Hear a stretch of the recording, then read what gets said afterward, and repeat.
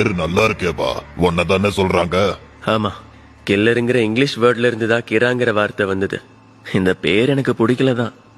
ஆனாலும் இந்த உலகத்துக்கு நான் கீராவாவே இருக்கேன். கீராங்கிற வேர்டை சர்ச் பண்ணா ஏகப்பட்ட வெப்சைட்ஸ் வருது.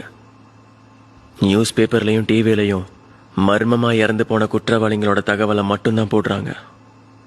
ஆனா மக்கள் ஏற்கனவே உணர ஆரம்பிச்சிட்டாங்க, நீதிக்காக போராடுறதுக்கு ஒருத்தன் இருக்கான்னு.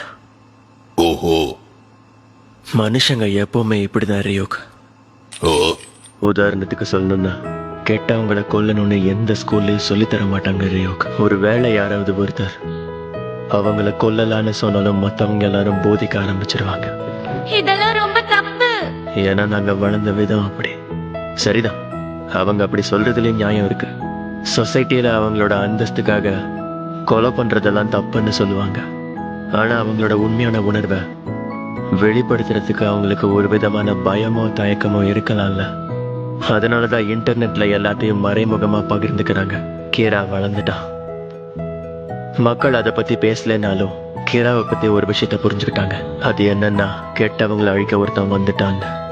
யாருக்கெல்லாம் இங்க நல்ல எண்ணங்கள் இருக்கோ அவங்க எல்லாரும் கீராவை மனசார ஆதரிக்கிறாங்க. ஆனா அதுவே தப்பு பண்ணவெல்லாம் பயத்துல உறைஞ்சு போயிருக்கானுங்க. சரியா போய்கிட்டு இருக்கு. நான் நினைச்சது எல்லாத்தையுமே சாதிச்சுக்கிட்டு இருக்கேன். ஒரு சிறப்பு நிகழ்ச்சிக்காக நேரிலை ரத்து செய்யப்படுகிறது. ICPO இன்டர்போலில் இருந்து உலகளாவிய நேர்காணல். ஓ, என்ன இது? இன்டர்போலா? நேரிலை துவங்குகிறது. உலகளாவிய காவல்துறையை இயக்கிக்கிட்டு இருக்கிறேன் நான் தான் லிண்ட் எல் டெய்லர். என்னோட இன்னொரு பேரு எல். யார் இவன்? எல்லோட வேட்டை தொடங்கிடுச்சு. ஆனா இவருதான் தன்னோட முகத்தை வெளி உலகத்துக்கு காட்டினதே இல்லையே. ஆனா இப்ப எதுக்கு இப்படி பண்றாரு? அவருக்கு பிரச்சனையோட ஆழம் புரிஞ்சிருக்கு. ஆல்ரைட் எல், நீங்க வகுத்த பாதையிலே நாங்க வர்றோம். ICPO கான்ஃபரன்ஸ்ல சொன்னதை நிரூபிச்சு காட்டுங்க. குற்றவாளிகளை குறி வச்சு தொடர் கொலைகள் நடந்துட்டு வருது. வரலாற்றுல இந்த மாதிரி நடந்ததே இல்ல. இது மன்னிக்க முடியாத குற்றமும் கூட. இந்த கொலைகளுக்கு பின்னாடி இருக்கிற ஒருத்தனை, அதாவது அந்த கிராவை கைது பண்ணியே தீருவேன். உன்னை புடிச்சிருவேன் அவ்வளவுதெல்லாம் சொல்றான். கோமாளி, இவன் எப்படி என்ன பிடிக்க முடியும்?